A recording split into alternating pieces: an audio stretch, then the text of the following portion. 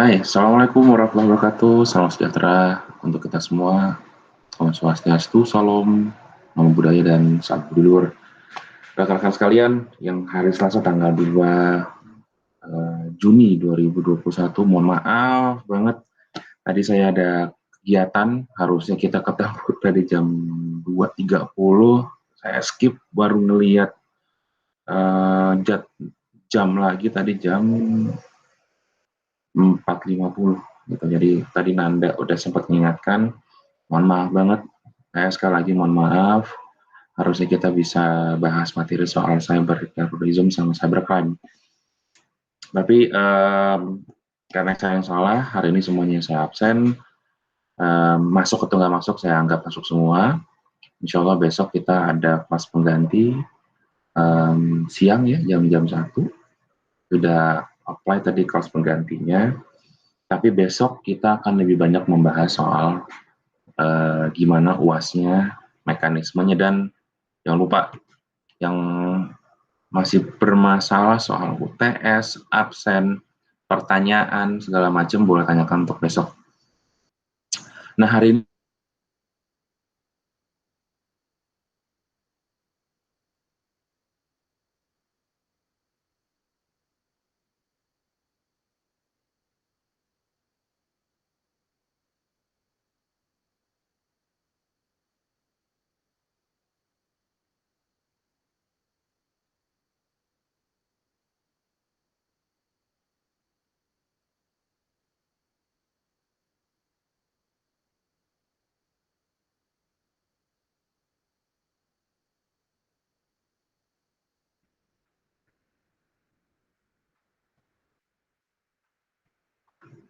oke.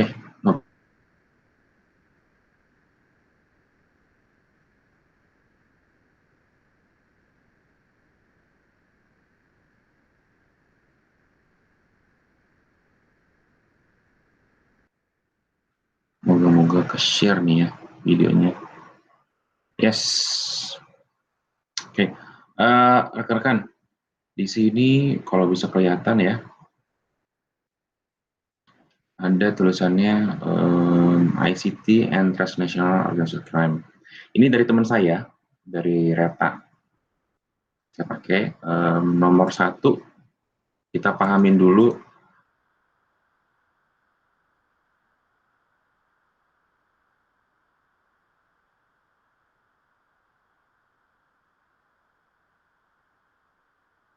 kedua.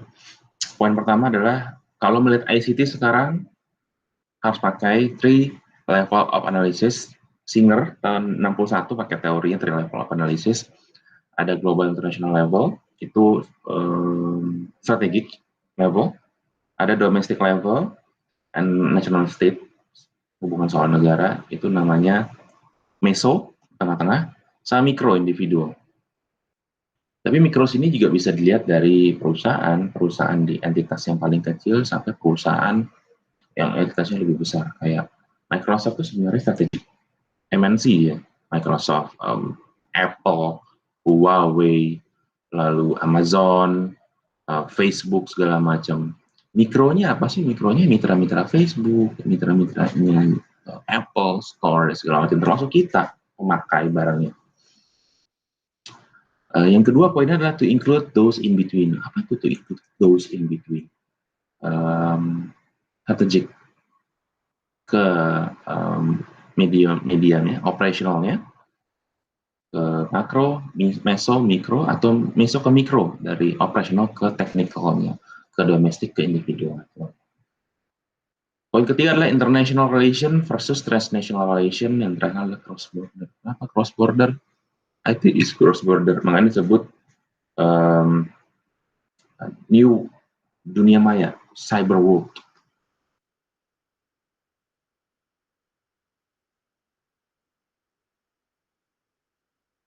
National actor describe an exceptionally broad range of cross-border activities and organizations, including labor unions, industrial groups, the media, or environmental lobbyists. Includes non-state actors such as private citizens living in states connect through private internet rather than governmental channels, transnational business, enterprise, religious group, terrorist organization, you name it. It's a state-based and non-state-based. Di sini ada beberapa. Kita pahamin dulu. Ada Mueller sama CSIS. Pernah nonton CSIS? CSIS itu eksis kawan-kawan. Kalau badan ini eksis nggak sih? Sama seperti Interpol, sama aja. Bedanya sekarang adalah mereka nggak aja ngurusin masalah-masalah, kita ada soal cybercrime ya, nggak lagi ngurusin masalah-masalah kejahatan satu negara, tapi antar negara. FBI, Interpol tugasnya itu. Saya Polri sendiri, terakhir nih 2021, kalau kalian boleh ngobek-ngobek cybercrime-nya, warga negara Indonesia 2 orang itu bikin situs palsu atau phishing untuk narik bansos warga negara Amerika ke Indonesia, ke rekening mereka. Jadi warga negara Indonesia, orang Jawa Tengah kalau nggak salah, dia nyiapin situs palsu supaya nanti orang yang terima bansos di Amerika Serikat salah masukin password, nanti bansosnya mereka kekirim ke si para pelaku kejahatan ini, cybercrime ini. Dan kerugiannya lebih dari 1 triliun rupiah. Kalian bayangin, $1 billion. Jadi ini merupakan kejahatan transnasional, lebih tepat yang kedua, FBI, CSIS sampai ngontek Polri, ngontek Interpol. Ini bansos warganya Amerika ini bocor sampai ke Indonesia. Ada apa? So self-perpetuating, structured and disciplined association of individual or groups combined together for the purpose of obtaining monetary or commercial gain or profits, wholly on their part by illegal means, while protecting their activities through a pattern of graft. Graft ini gratifikasi, kawan-kawan. Ngasih gratisan ke orang, tapi ada maksudnya. And corruption, termasuk KKN. Ada Mueller bilangin transnational crime definition and concepts adalah transnational crime is defined as crimes or offense whose inception, preventions, and or direct or indirect effect involve more than one country. Ini saya skip aja. Yes. Terus gimana untuk cybercrime ya? Cross-border threat means cross-border instrument.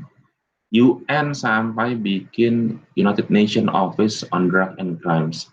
Ini ada tambahan lagi nanti UN Task for International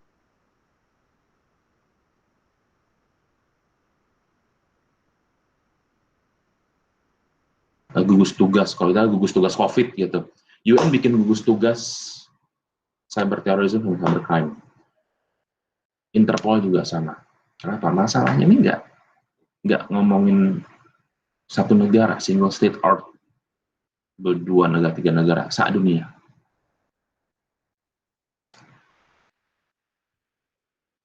Ini hubungannya, nexus itu artinya berkaitannya.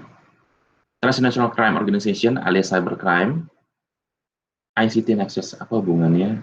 Organized crime plus globalization is acts for the trade, finance, and travel have caused the more flexible form of organization.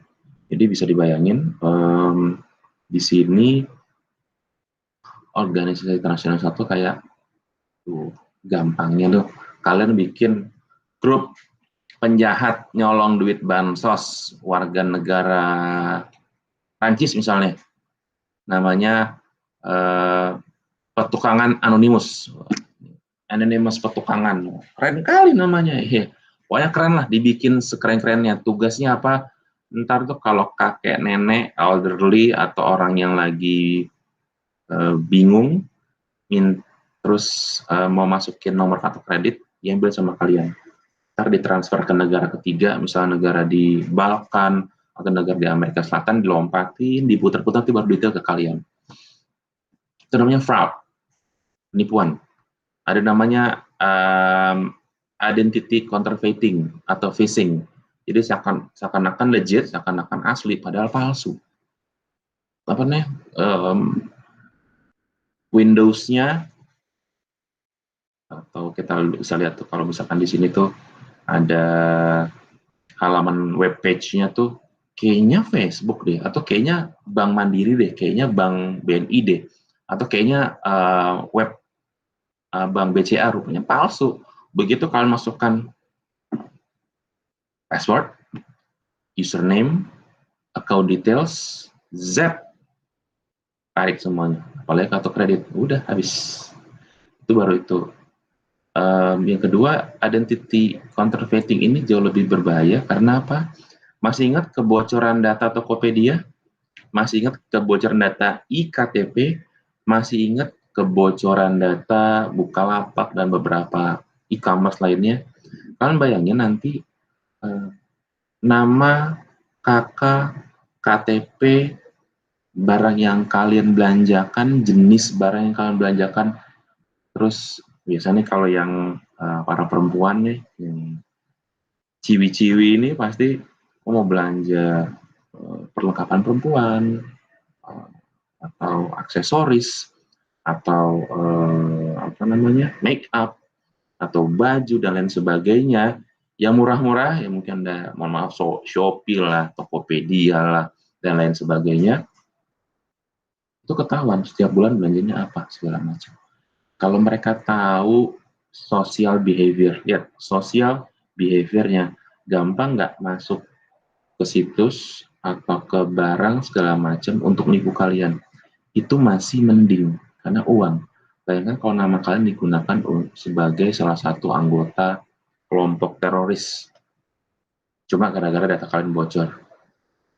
Bahasa Cina pasarnya amsyong, mati. Nah, itu terjadi di kita.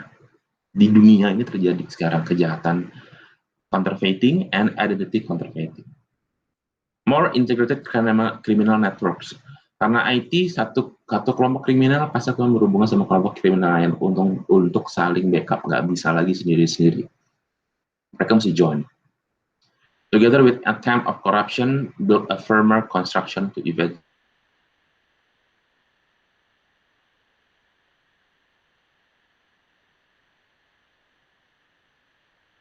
Gimana ada ratusan sampai ribuan kelompok dan ribuan orang, melibatkan banyak orang di banyak negara. Very hard guys, sangat susah. Ini baru ngomong crime ya, belum terorisnya ya. Teroris nanti di kelas pengganti kita ngomong. Coordinated government response, kita ngomong respon negara-negara. Emphasizing TOC issues as national security threats. Akhirnya apa? Masalah cybercrime dianggap sebagai ancaman negara. More significant, more resource. Akhirnya dikeluarin. Akhirnya Polri bikin divisi cyber. TNI bikin cyber army misalnya. Kenapa? Ancamannya skalanya skala nasional. Bahkan multinasional, multilateral jadinya, hubungan antar negara. Ada Interpol, ada Europol, nanti ada Cyberpol, Cyberpolice, nanti collected of international police di situ untuk masalah cybercrime dan cyberterrorism. Intelligent vision, kerjasama intelijen, and advocating surveillance communication and anti-privacy measures. Please guys, please, tolong yang masih ngeh, ganti passwordnya, username dicek. Besok saya kasih tahu nih, gimana caranya ngecek apakah email kalian tuh compromise email kalian, password kalian digunakan pihak ketiga. Saya kasih tahu toolsnya. Last but not least, lihat perubahannya. Le crime organisé, bahasa Prancis. Tahun 52, kayak Al Capone bawa senjata, serem nih segala macam. Sekarang organisasi kriminal gimana? Pakai dasi, nyantai, kayak Wolf of Wall Street, ganteng-ganteng, tajir, bawa mobil keren. Padahal kerjanya apa? Nipu orang, ngambil data orang, ngejual data orang, ya kan, tarik kartu kredit orang, dan sebagainya dan seterusnya. Jadi perubahannya dahsyat banget. Bahkan ada yang ngeh nggak kalau kasus di mana artis di TikTok, di YouTuber, identitinya diambil, dihack, kawan-kawan sorry, akun gue dihack segala macam. Kenapa sampai di-hack itu account-nya? Karena jumlah followernya bisa dimonetize. Coba tadi Atta Halilintar misalnya, kalian boleh nggak suka tapi followernya jutaan kan, tiba-tiba dibajak account-nya. Itu kan lumayan tuh buat dimonetize tuh. Kalau nggak salah setiap jamnya dia menghasilkan 70 sampai 120 juta setiap jamnya kalau kontennya lagi tinggi. Terus diganti jualan jamu atau jualan ketoprak atau apapun. Itulah produk-produk di luar sana. Dibajak untuk itu. Ada yang untungkan kan? Capek-capek naikin endorse whatever. Dari kayang pakai boxer sampai naik motor sambil main karambol misalnya. Followernya luar biasa banyak. Instagram, Facebook, YouTube, TikTok.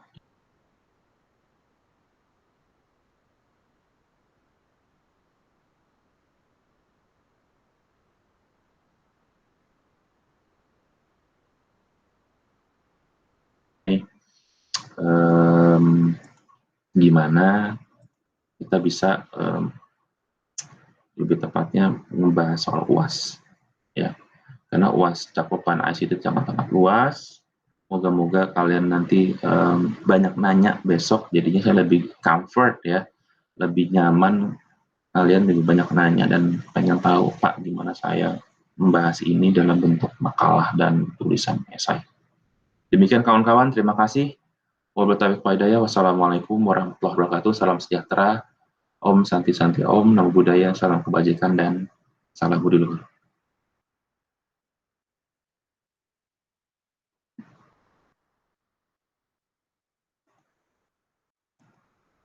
Oh iya, jangan lupa cek absen kalian semua. Oke? Okay?